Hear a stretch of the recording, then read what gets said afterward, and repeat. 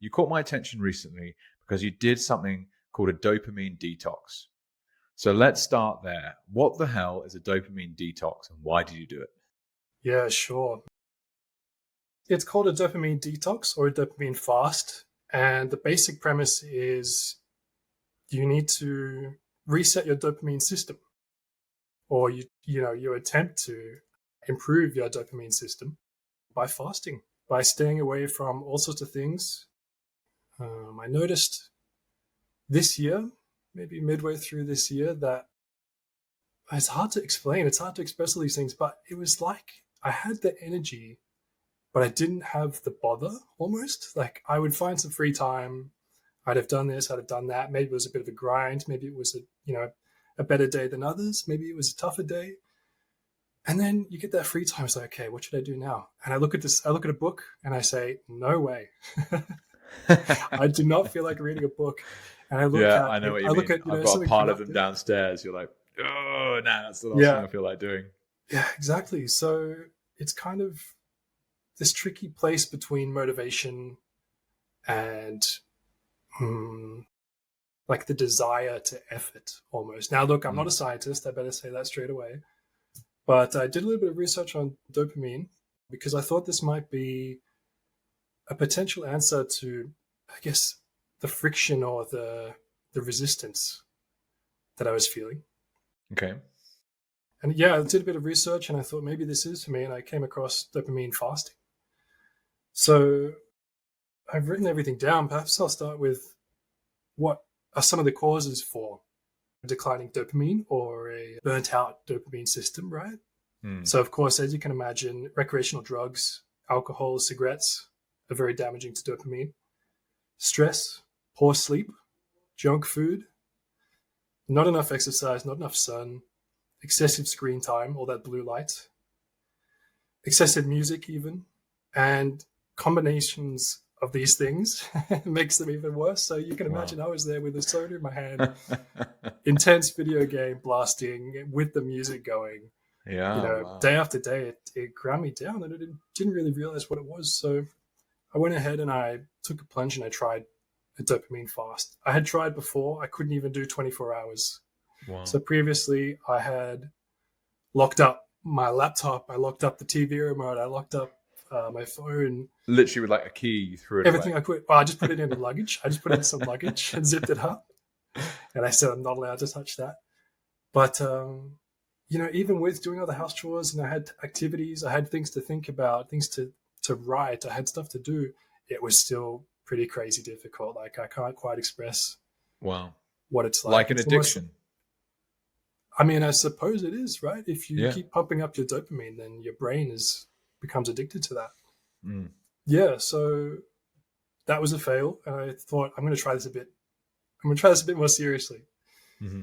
So I was very brave. I went for 2 days. I wrote down a list of rules and I was like, I'm going to do this for 2 days and I'm going to feel so much better. I kept saying, the benefits are going to be amazing. Mm-hmm. I'm going to be jumping out of my shoes. I'm going to be like loving reading. Mm-hmm. And I guess this is a bit of a warning to everybody out there who thinks they could jump into a 2-day dopamine fast. But let me lay down the rules first. Yeah. So no drugs, no TV, no radio, no apps allowed on the phone, no junk food, no work, no music, no podcasts, no social outbursts I put down because I anticipated I would become very wanting to reach out and just have something to do. If I allowed like a messaging app, then I'd jump on that, be messaging my brother and stuff like that. No coffee, pretty easy, and no FAP, which is a challenge in itself if anybody's ever tried that, or maybe people don't know, but to the guys out there, that's something else I recommend looking into. And I booked myself 2 full days away. I went down there, and the afternoon of when I arrived, I started in the afternoon and, just went down to the beach, had a walk around. I was thinking, this is all right. This is going to be okay. Feeling confident. And then, oh gosh, I think that's when I got back to my room and I still didn't feel like doing anything. That was probably the hard part. is I still didn't feel that motivation to do anything. No music was very strange. I listened to music, all the time. I think I had some crazy. I wish I remembered that my Spotify played amount.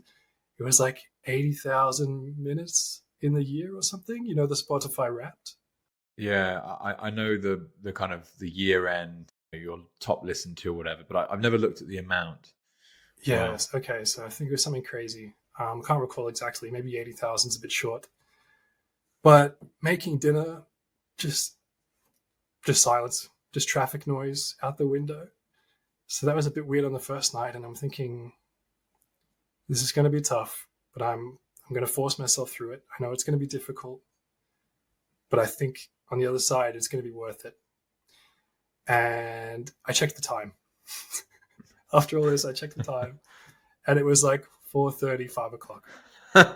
And the nerves just started hitting me. The anxiety, the nerves started hitting me. So I thought, oh my God, what am I going to do? I've got to save things for tomorrow. I have to save activities. So I wrote down things like write a list of activities to do. That sort of level of like planning tasks to plan tasks just to have things to do. And I went to bed at about 6:30. Just tried to sleep and just tried to get to that first stage. Just started getting going. Tactically did a huge sleep in. Mm-hmm. Slept through my alarms. Mm-hmm. So I thought I was off to a good start. And got up, had breakfast, and no music or anything was very strange to me still. It felt a little bit weird. There was sort of like an emptiness, almost like a longing that I was feeling. And I went down to the beach. I had a swim, did some writing, did some thinking, did a meditation, had lunch, and checked the time again, 1 p.m. And I started freaking out. I was just like, how am I going to get through today, let alone... And that at that point is roughly 24 hours? Yeah, that's correct. I suppose so. Yeah. Mm-hmm.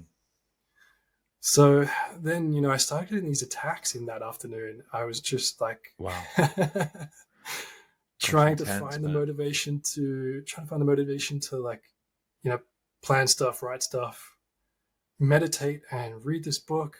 And time was dragging like crazy. I was thinking, this is nuts. And the attacks were like in my chest. It was like anxiety mixed with, I'm not very good at like labeling all these, but anxiety mixed with like almost like feeling trapped. Because I was just in this little apartment and I couldn't like go anywhere or do anything, and almost like a bit of loneliness as well, I would say, mixed in there. But these attacks would come and I have to just like that sort of intense. Yeah. Oh my gosh. Yeah, and they were happening, every 10 minutes. Really? Wow. Yeah. And so it continued in this way: reading a book, meditate, cook dinner. Just trying to get through it. And I think it was like 4 o'clock. And I started counting, if I go to sleep at 6 p.m., I'm probably going to wake up at like 2 o'clock in the morning. And that's not going to work. So I have to go to sleep at like 7:30, and that'll get me through. So what am I going to do until 7:30? And, it started raining, so I didn't really want to go outside. I mean, I probably could have, but it seemed a bit depressing. Suitably depressing. Yeah. Rainfall. Because before that, I had a nice view. I could actually just like sit there and stare at the view for a while. And so that night I was thinking, oh my God, how am I going to do another 24 hours of this? I've gone through my activities. I just can't see myself doing it. And I started freaking out a little bit more.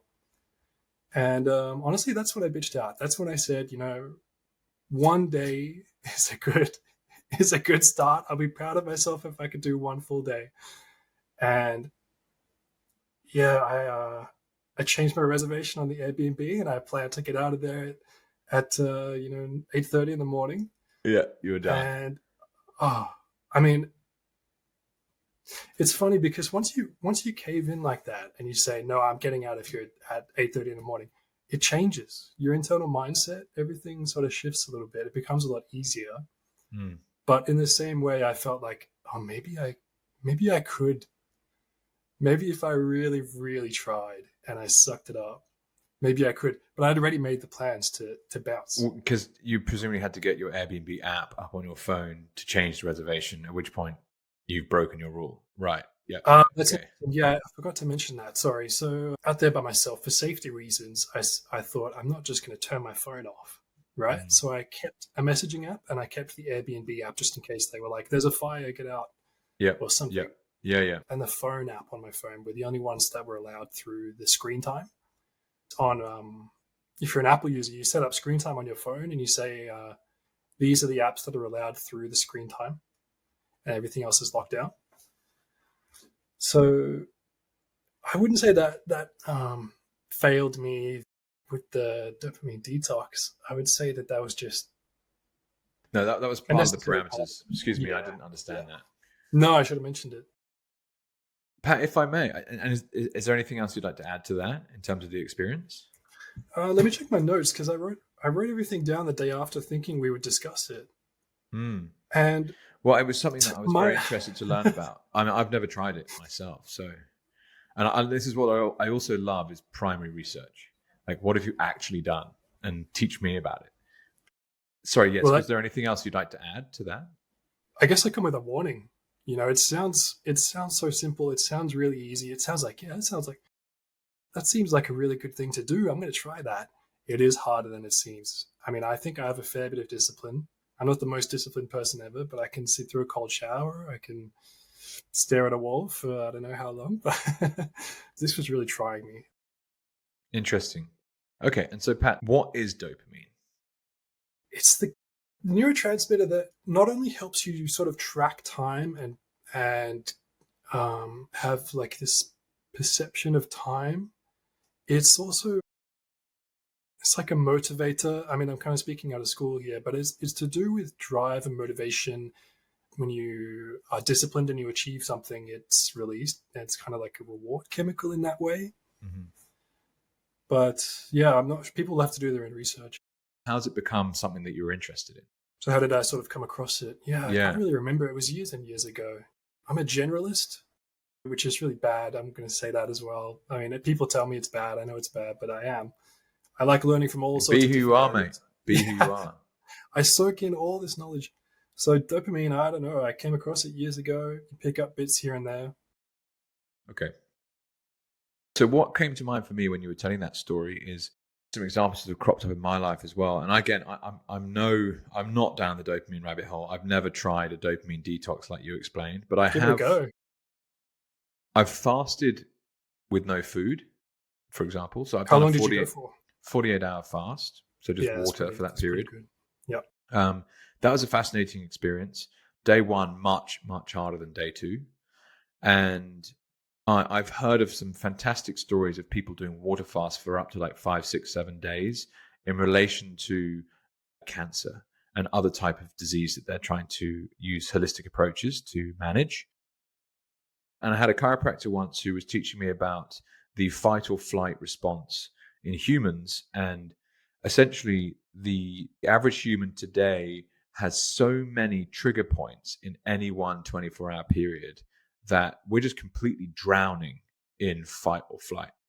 And so he described it to me as you've got, like a traffic light. You've got your red light, your amber light, and your green light. Historically, and how we were built biologically, if a saber-toothed tiger walks into the camp, you either kill it or you run as fast as you can, right? Which is obviously the ultimate fight or flight kind of example that's given. And essentially how we're built hasn't changed, but the environment that we live in has. And so where our bodies really struggle is that we wake up in the morning and the first thing we do is we've got a smartphone in our face. And that smartphone is giving you notifications all day long with addictive apps on them, right? Even your email is built like a game, right? And that's by design. And all these obviously then social media platforms, etc., that are monetizing attention, they want to keep you there as much as possible. But it's not just that. It's like, I'm going to jump in the car and I'm going to drive at 100 kilometers an hour to a location with all these different hazards on the way there that you have to manage. And I can't remember what the statistic was. We'll have to look it up. But basically, the average human experiences thousands of saber-toothed tiger moments every single day. And What that means is that we're constantly running on amber. And so you then have the parasympathetic nervous system, which is very important for rest and digest. And if you've got digestive issues, for example, it's very often the case that you just never get into a parasympathetic state. And if you imagine a nature documentary, the cheetah is creeping up and suddenly starts to attack the gazelle, and the gazelle or whatever it is, it shits itself, right? All the energy that animal has goes into fucking getting out of there, and digestion is literally the last thing that's on its mind. And it's the same thing with humans. So all these people walking around with irritable bowel syndrome, it's because we're all stuck in this situation of like, basically get the fuck out of here or kill the saber-toothed tiger because of an iPhone or because of a set of traffic lights. And what you've described is kind of similar to this kind of state you're talking about. It's like we're just drowning in all these notifications and never take any spare time.